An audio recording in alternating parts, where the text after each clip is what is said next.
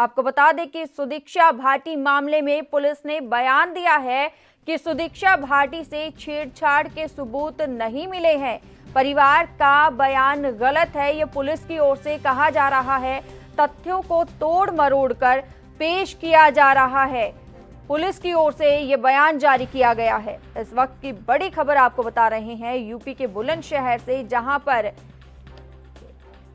सुदीक्षा के मामले में बोलते हुए पुलिस ने बयान दिया है और कहा है कि तथ्यों को तोड़ मरोड़ कर सुदीक्षा के परिवार की ओर से बयान दिया जा रहा है। सुदीक्षा भाटी से छेड़छाड़ के सबूत नहीं मिले हैं। ये गलत बयान देने के बारे में पुलिस ने कहा है कि सुदीक्षा के परिवार वाले गलत बयान दे रहे हैं। दरअसल आपको बता दें कि बुलंदशहर से जो मामला सामने आया था, सुदीक्षा भाटी का एक होनहार छात्रा जिसकी बाइक से गिरने से मौत हो गई थी और परिवार वालों ने यह आरोप लगाया था कि कुछ मनचलों की वजह से, बार बार ओवरटेक किए जाने की वजह से वो बाइक से गिर गई और उनकी मौत हो गई। वहीं अब पुलिस ने बयान दिया है और ये कहा है कि तथ्यों को परिवार की ओर से तोड़ मरोड़ कर पेश किया जा रहा है और सुदीक्षा भाटी के परिवार वाले गलत बयान दे रहे हैं। ये पुलिस की ओर से बयान जारी किया गया है।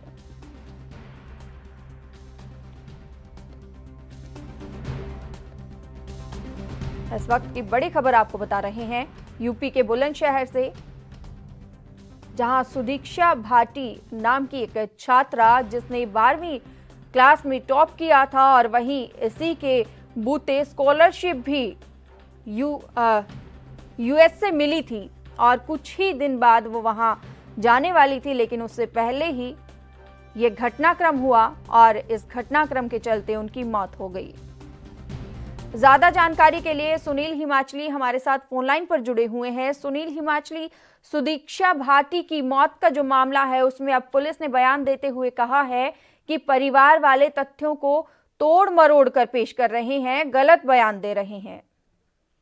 देखिए पूजा, जिस तरीके से हम लोगों ने इस खबर पे पल पल की अपडेट अपने दर्शकों को साझा की, लेकिन जिस तरीके से अभी पुलिस वालों के जो बयान सामने आ रहे हैं वो खुद पुलिस वालों को ही सवालों के कटघरे में जो है वो खड़ा कर रहे हैं कि यूपी पुलिस प्रशासन पहले ही जिस तरीके से वहां पर लगातार वारदातें बढ़ रही हैं और जिस तरीके से घटनाएं हो रही हैं, तो पहले ही वहां की पुलिस प्रशासन जो है, योगी सरकार और उसके साथ प्रशासन की जो कानून व्यवस्था को लेकर विपक्ष भी लगातार जिस तरीके से सवाल उठाता रहा है, तो ऐसे में किरकिरी होती है हर बार ही पुलिस प्रशासन की।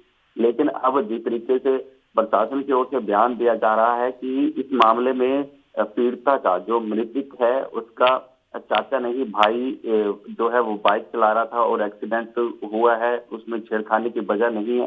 लेकिन इस मामले की जांच के लिए एसआईटी की भी बात कही गई। उसके साथ साथ ये भी बात निकल कर सामने आई कि अब यहाँ पर जो है वो हादसा हुआ है, छेड़खानी की कोई वारदात ही नहीं है। लेकिन जब से बुलंदशहर जिले के बीच ये घटना सामने आई है, तब से जो है हर कोई अब अपनी बेटियों को लेकर, अपनी बच्चियों को लेकर हर कोई चिंतित है। और इस पर चिंता जाहिर करते हुए कांग्रेस के महासचिव जो प्रियंका गांधी ने है, उन्होंने भी सुदीक्षा भाटी का एक वीडियो ट्वीट किया था, जो वीडियो 1 साल पुराना बताया जाता है। तो उन्होंने भी यूपी की योगी आदित्यनाथ सरकार पर हमला बोला था।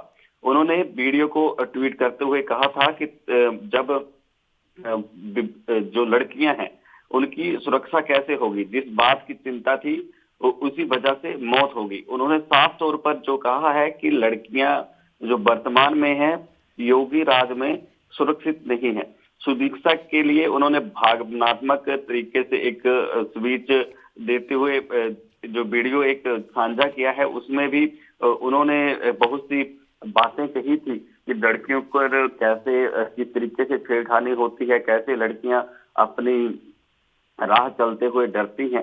तो वो सारी चीजें हैं। लेकिन जिस तरीके से, जैसे आपको बता दूं कि पहले जब एक गैंगस्टर हत्याकांड हुआ था दुबे का, तब भी पुलिस सवालों के कटघरे से बचती नजर आई। उसके बाद जब एक माता और उसकी बेटी ने परिसर, विधानसभा परिसर के सामने आत्मदाह का प्रयास किया, तब भी पुलिस अपने आप को बचाती नजर आई, क्योंकि मां की उसी में मौत होगी, बेटी उपचाराधीन थी। वो भी एक छोटा सा मामला था जो बड़ा दूर पकड़ गया। उसके बाद कई ऐसी वारदातें सामने आई, सरेआम गोलियां चलाई जाती हैं यूपी राज्य में। जो कानून व्यवस्था है, विपक्ष भी उसको लगातार जो है सवाल उठाता सुनील रहता है हिमाचली, अगर कानून व्यवस्था की बात की जाए तो आज ही कौशाम्बी में बिक्रू कांड जैसी वारदात हुई है, जहां पर ग्रामीणों ने एक सिपाही और दरोगा को घायल कर दिया है। उसी मामले में अगर लगातार बात की जाए तो यूपी पुलिस प्रशासन जो है वो सवालों के घेरे में घिरती चली जा रही है। एक के बाद एक हर रोज नए नए मामले सामने आ रहे हैं।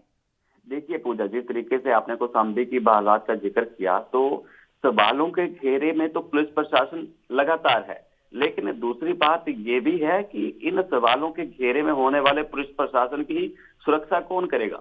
क्योंकि जिस तरीके से यूपी के जो बदमाश हैं, जो लोग हैं वहां के, जो अपने जिस तरीके से उनकी जो इस तरीके की गतिविधियां हैं, क्योंकि पुलिस वालों पे कई ऐसे मामले हैं। अगर मैं पिछली होली की बात करूं, तब भी अगर सुदीक्षा वाले मामले की बात की जाए तो क्या यहाँ पर पुलिस प्रशासन अपना पल्ला झाड़ती हुई नजर आ रही है?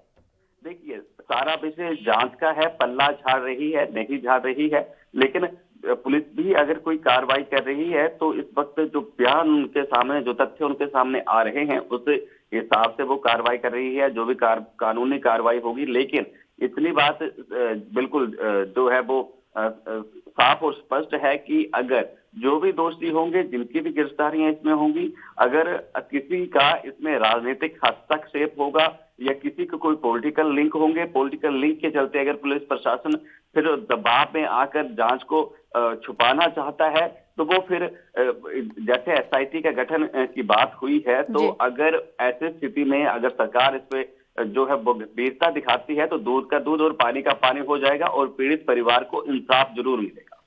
सुनील हिमाचली, बहुत बहुत धन्यवाद हमारे साथ जुड़ने के लिए और ये तमाम जानकारी देने के लिए। देश दुनिया की खबरों के लिए एएनबी न्यूज को सब्सक्राइब करें और बेल आइकन दबाएं।